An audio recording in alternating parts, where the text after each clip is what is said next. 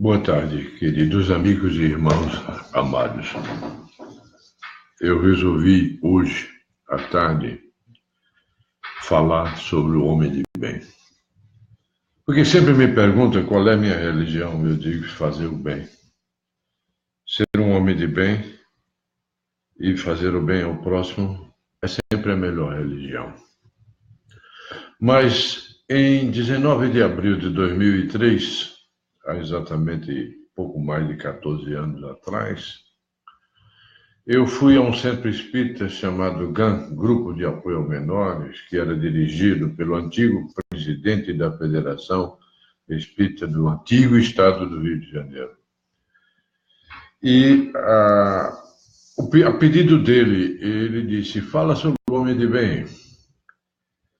Eu me lembro muito bem, e é só para que vocês possam imaginar que coisa incrível aconteceu. Eu fiz um resumo, coloquei os tópicos, e o papel saiu caindo e foi até o chão do mesmo jeito que estava em minhas mãos, como se alguém tivesse tirado e tivesse dito, você não precisa disso. Então, meus irmãos, eu resolvi hoje falar sobre o homem de bem. É uma surpresa porque eu tenho sempre as palestras nas quartas e agora eu não vou mais fazer aos sábados, vou fazer às sextas, no mesmo horário. Mas eu fui e falei sobre o homem de bem. E comecei com a oração inicial que agora eu faço.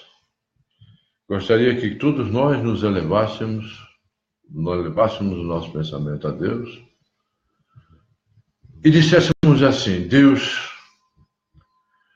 Pai de infinita misericórdia, Jesus, irmão e amigo de todas as horas, estamos aqui reunidos para mais uma tarde de estudos. Peço que me auxilies nos esclarecimentos a respeito desta maravilhosa doutrina e ciência espírita que nos é tão esclarecedora.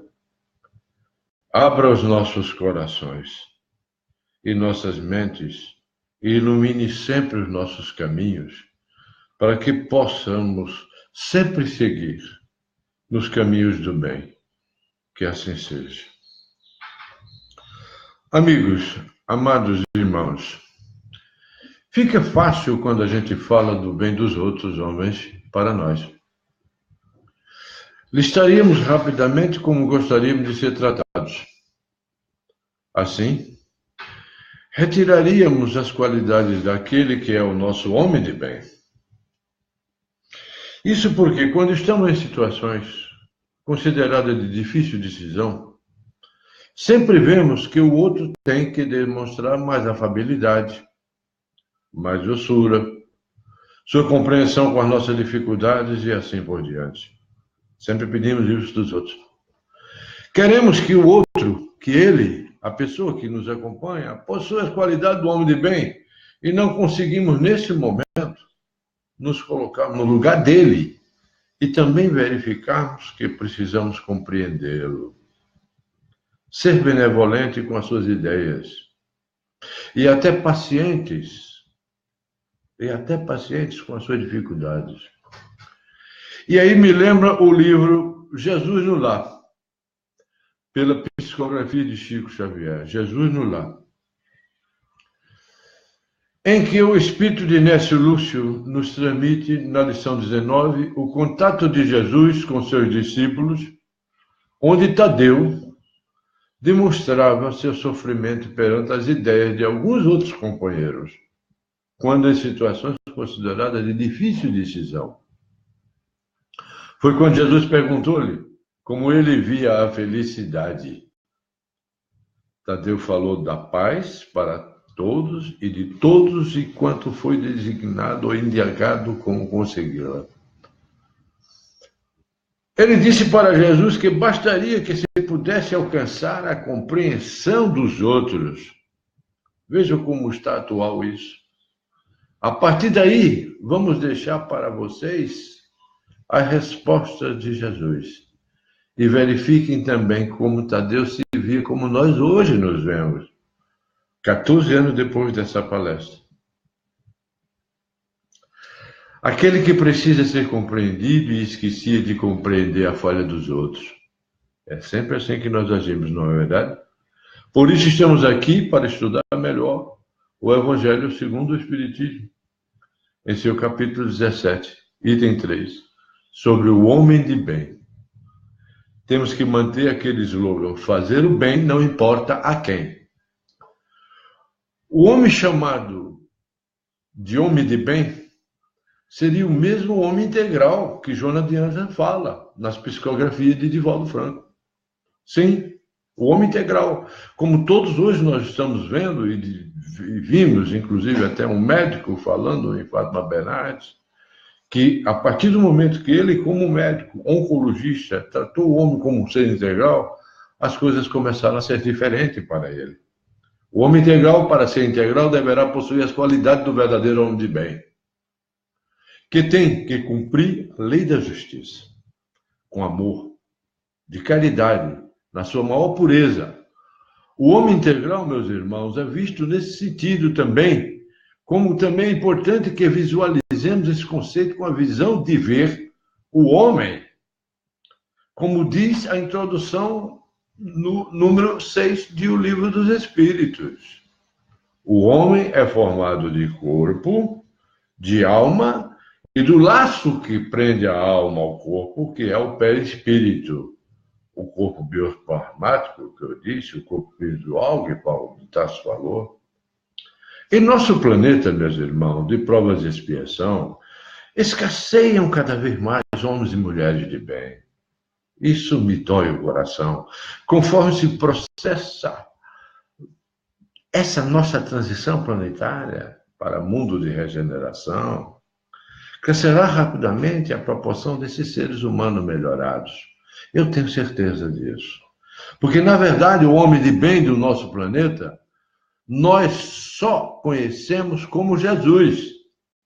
Como está na pergunta 625 de O Livro dos Espíritos, que pergunta qual é o melhor exemplo para um homem de bem. Naturalmente, no planeta de regeneração que nós nos encontramos, meus irmãos, o bem ocorrerá em maior quantidade que o mal. Apesar de todo esse mal que nós estamos vendo aí. Mas isso não quer dizer que teremos o exemplo de outros homens de bem. Espíritos que já conquistaram o que consta no item 3 do capítulo 17 do Evangelho segundo o Espiritismo. As qualidades intrínsecas e indispensáveis dos homens e mulheres de bens, teríamos hoje condições de avaliar? Podemos incluir nessa classificação os irmãos recentemente desencarnados, como Madre Teresa de Calcutá, Betinho, que trabalhou tanto pela fome, a irmã Dulce, da Bahia, ou outros. As características, meus irmãos, do homem de bem podem ser assim resumidas. Prestem atenção. Ser bom. E daí já observamos uma diferença. Pois nem todo homem bom é um homem de bem. Mas a recíproca é verdadeira. Ser bom já é um grande começo. Ser bom é ser humano, benevolente para com todos, até com os inimigos. Olha que dificuldade. Com aquele vizinho que bate a porta quando estamos dormindo. Ou outras coisas do dia a dia que nos incomodam. Afinal, ainda nos consideramos o centro do mundo. Esse é que é o grande problema. Portanto, não podemos avaliar os espíritos dos companheiros como listastes adiante da imortalidade da alma e da pluralidade das existências, mas pelos frutos observados do trabalho que por eles realizado, tendo a certeza, meus irmãos, de que eles estão bem adiantados no caminho. Pois, como diz o item 3, já citado diversas vezes, fé no futuro, fé em Deus, na sua bondade, na sua justiça, sentimento de caridade, respeito aos outros, a indulgência, a paciência e algumas outras qualidades são conquistas que esses espíritos demonstraram já possuir. E nós? Será que nós Já conseguimos sermos assim? Quando é que nós poderemos classificar o planeta Terra como lar de homens e mulheres de bem? Essa é uma pergunta que não tem muitas respostas. Quando formos a planeta de regeneração avançada? Ou só quando atingirmos um estágio no mundo feliz de todos? Não. Quando chegarmos a ser um mundo de todos, se vermos em O Livro do Espírito perguntas como a 920, a 921, os comentários de Allan Kardec, reforçaremos em nós a ideia de que já possuímos na consciência que somos os obreiros da nossa própria felicidade. A felicidade está em nós. Portanto, e veja bem, antes de continuar, eu diria, nós buscamos sempre no outro. Inventamos e criamos metades, metades, metades, e sem metades não vivemos. Quando a felicidade está dentro de cada um de nós. Portanto, meus amigos, quando conseguirmos praticar as leis de Deus que se encontram na nossa consciência, como eu tenho dito sempre, na sua maior pureza, conseguiremos transformar o nosso planeta nesse lar que cada um de nós quer. Aí surge uma colocação que me fizeram. Se o Mestre Jesus, se Buda, Confúcio, Lao Tse, Krishna, Francisco de Assis, seriam ideais evolutivos do homem de bem na Terra? Eu respondo. O Mestre Jesus é o ideal evolutivo do homem que quer continuar caminhando para o bem. Portanto, para o tempo e as experiências. Olha, eu falando de novo de Jesus. Com o esforço que fizer para domar suas más tendências. Esse é que é o problema. Todos nós temos más tendências. Podemos domá-las? Alcançará a qualidade que o favorecerão a não alimentar o ódio. Será que nós não alimentamos o ódio? Será que nós não desejamos vingança? Perdoamos? Esquecemos as ofensas?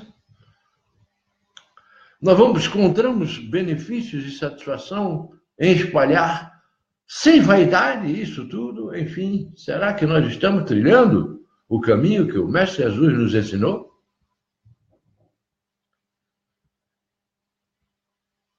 Meus amigos, meus companheiros, devemos procurar desenvolver nossos talentos e alcançarmos, como sabemos, pelas nossas obras, resultados mais satisfatórios do que negativos. Embora não podemos olvidar, esquecer, que também teremos resultados negativos. E eles ouvirão a voz da consciência de cada um de nossos atos. Kardec afirma em O Evangelho segundo o Espiritismo, no capítulo 17, item 10, o seguinte: vivei com os homens da vossa época, como devem viver os homens. Sacrificai as necessidades quando necessário. Mas também ele afirma que nós devemos ser jovens, joviais e ditosos. Não existe nenhuma contradição nisso. Faz parte da lei de justiça, amor e caridade. Os espíritos que já entendem mais do que nós, como esse espírito que dá a comunicação do item 10, o homem no mundo, em Bordeaux, em 1863, nos mostram que a lei de sociedade é para ser vivenciada e que não é o isolamento que nos proporcionará a aquisição dessas qualidades, como quase eu me isolei ultimamente. Portanto, nos incentiva a viver com os costumes e hábitos de nossa época, mas não com os vícios e as paixões que ainda se encontram em nossa época. Eles nos falam sobre isso para evitar que fiquemos achando que rezando, nos isolando e afastando-nos do que consideramos pernicioso, é que teremos a trilha do caminho para o homem de bem. Não, senhor. Negativo. No próprio terceiro parágrafo desse item 10 do Evangelho segundo o Espiritismo, deste capítulo, ele nos chama a atenção para a convivência com os espíritos de diferentes naturezas e que não nos choquemos, meus irmãos, quando estivermos com eles. Por quê? Porque ele nos incita a sermos ditosos, joviais, enfim, que busquemos ser espontaneamente o que tivermos de melhor, sempre que possível. O verdadeiro homem de bem, meus irmãos, é quem age de acordo com as leis de Deus, sabiamente prescritas por Jesus em seu Evangelho, como nós temos estudado aos sábados e agora vamos estudar às sextas. Isto é cumprindo a lei de justiça, do amor e da caridade. Na realidade, nós sabemos que as leis da consciência, que estão gravadas em nossa consciência, que o sino toca quando nós saímos do trilho. Mas mesmo assim continuamos muitas vezes deixando as nossas imperfeições falarem mais alto do que nós. Como Tadeu, o discípulo de Jesus, mesmo acanhadamente, perguntamos incessantemente aos espíritos amigos na reunião mediúnica, assim, por que será que fulano não me entende? Será que já não sofri demais? Eu bem que tento ser amiga deles, ser amigo deles, ser amigo dele. Meu marido me trata mal, meu filho me trata mal. Mas eles também não cooperam. Tadeu falou para Jesus mais ou menos assim. Está lá na lição 19 do livro Jesus no Lar. Que eu já indiquei, Jesus no Lar. Conforme falamos no início, disse Jesus, o discípulo enunciou a Jesus quando indagado sobre a sua interpretação da felicidade. E como nós achamos que tudo traz infelicidade para nós. Até um companheiro desavisado, que bebe, outro que se droga, outro que é ríspido, uma série de coisas que acontecem na nossa vida, uma irmã que não fala conosco, um irmão que não fala conosco.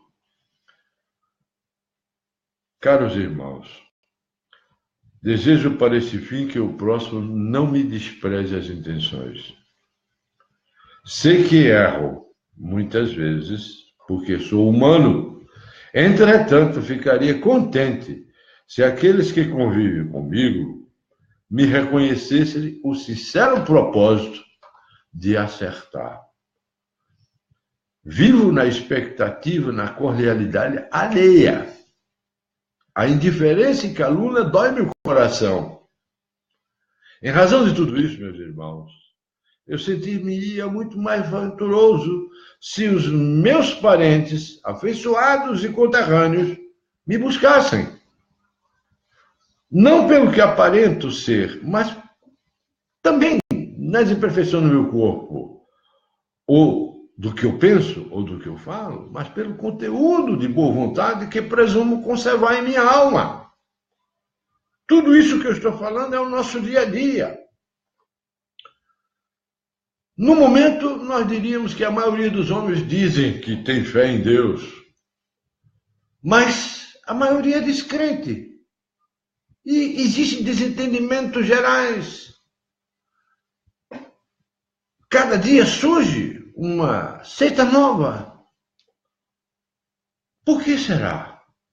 Porque nossa fé seria superficial e irracional? Neste dia que eu dei essa palestra, eu disse, nós espíritas sabemos que não basta ter fé. Não basta. A fé tem que ser racionada. A fé raciocinada implica um conhecimento de nós mesmos, que eu sempre digo que nós não temos. Precisamos ter primeiro conhecimento de nós mesmos.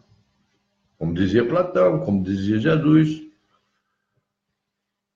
Ame ao próximo como a si mesmo. Ora, como é que eu vou amar o próximo como a mim mesmo se eu nem sequer me conheço? Descobrir, portanto, as nossas más tendências. E, acima de tudo, buscarmos a transformação moral de nós mesmos, para que possamos depois, na prática, auxiliar o próximo. Isso não quer dizer que vamos ficar esperando essa transformação, rezando, isolando-nos num canto, ou coisa parecida. Temos que treinar com o outro. E é esse vai e vem que ocorrem as divergências. Isso não quer dizer falta de fé. Isso quer dizer que somos, veja bem, isso quer dizer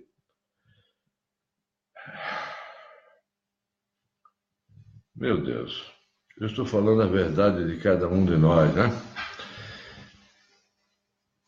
Isso quer dizer que somos homens no mundo, como nos diz o Evangelho segundo o Espiritismo, no capítulo 7º, item 10, primeiro e segundo parágrafo. Quem tem o Evangelho segundo o Espiritismo pode ver isso, que é o Código de Ética e Moral dos Espíritas. Principalmente, o homem de bem, preste atenção, deposita a fé em Deus e sabe que sem a sua permissão, a permissão de Deus, nada acontece. E, portanto, entende que as vicissitudes da vida fazem parte do nosso projeto de evolução. Teremos sempre vicissitudes. Realmente, para melhor compreendermos e respondermos a cada um de nós e a todos os companheiros que me assistem, que nos acompanham, precisaríamos de mais tempo. Pois falar de fé e de homem de bem e de caminho para chegarmos à perfeição, que é nossa meta como espíritos imortais, seria necessariamente esmiuçarmos detalhadamente o livro dos Espíritos, o Evangelho segundo o Espiritismo, principalmente, e a própria Bíblia interpretada como a gente faz aos sábados e agora faremos às sextas. Com a ajuda dos companheiros presentes aqui, ao meu lado, sempre, vamos nos lembrar do item 11 e 12 do mesmo capítulo que eu citei do Evangelho segundo o Espiritismo, de onde retiraremos algumas frases. Olha que frase interessante, prestem atenção. Tende, pois, a fé com o que ela contém de belo e bom, com a sua pureza, com a sua racionalidade.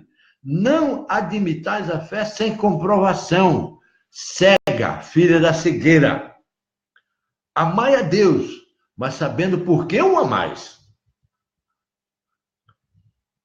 No homem de fé, o homem, veja bem, no homem a fé é o sentimento inato de seus distintos futuros. Seus destinos futuros. Todo o seu destino futuro depende desta fé. É a consciência que ele tem das faculdades imensas, depositadas em germe de seu íntimo, como eu disse, do nosso coração, do Cristo interno que cada um de nós tem, como eu disse ontem. A princípio, em estado latente, e que ele cumpre fazer que desabrochem, cresçam pela ação de sua vontade. É assim, meus irmãos, meus amigos, que poderemos fazer o bem não importa a quem. Pois, por que e para quê e o como fazer, não só se encontra em nossa consciência, como também nos livros maravilhosos que a doutrina espírita nos traz. Tantas psicografias magníficas como essa que eu citei, Jesus no Lar. Jesus exemplificou para nós tudo e disse, tudo isso, e disse a Tadeu o seguinte: Tadeu, falou para Tadeu assim, Tadeu, se você procura, então, a alegria e a felicidade do mundo inteiro, proceda para com os outros, como deseja que os outros procedam para com você. Vou repetir o que Jesus disse a Tadeu, que vale para cada um de nós hoje. Tadeu, se você procura, Tadeu, João, Pedro, Antônio, todos que estão me ouvindo, Maria, se você procura, então, a alegria e a felicidade do mundo inteiro, proceda para com os outros, como deseja que os outros procedam para com você. E caminhando cada homem na mesma norma, muito breve, estenderemos na terra as glórias do paraíso. Era isso que tinha que vos dizer, meus irmãos, e agora eu vou fazer a prece final desta tarde de domingo. Mesmo tendo repetido uma palestra que fiz há 14 anos atrás, que está mais atual do que naquela época que eu fiz. Elevemos nosso pensamento a Deus assim. Senhor Pai de infinita bondade, agradecemos por mais essa oportunidade. São tantas as nossas necessidades. Sabemos o quanto ainda somos imperfeitos, mas hoje compreendemos que precisamos mudar. Precisamos crescer, não só em conhecimento, mas principalmente desenvolver os nossos sentimentos, adquirir virtudes que ainda não temos. Alguém duvida disso? Ajuda-nos, Senhor. Auxilia-nos nessa busca. Que possamos abrir nosso entendimento para essas mensagens que aqui recebemos, que cada um de nós recebe, à medida em que a gente evolui as nossas palestras.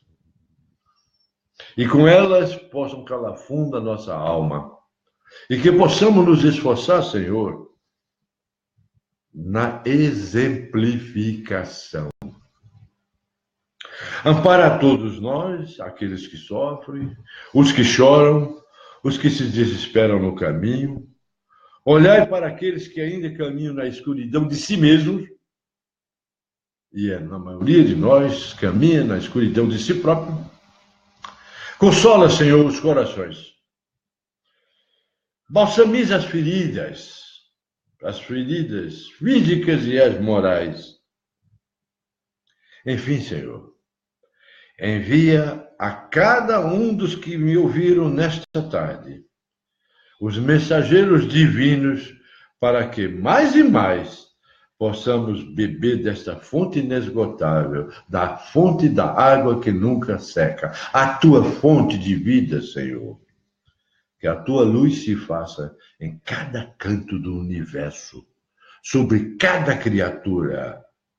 Que assim seja, meus irmãos. Amém.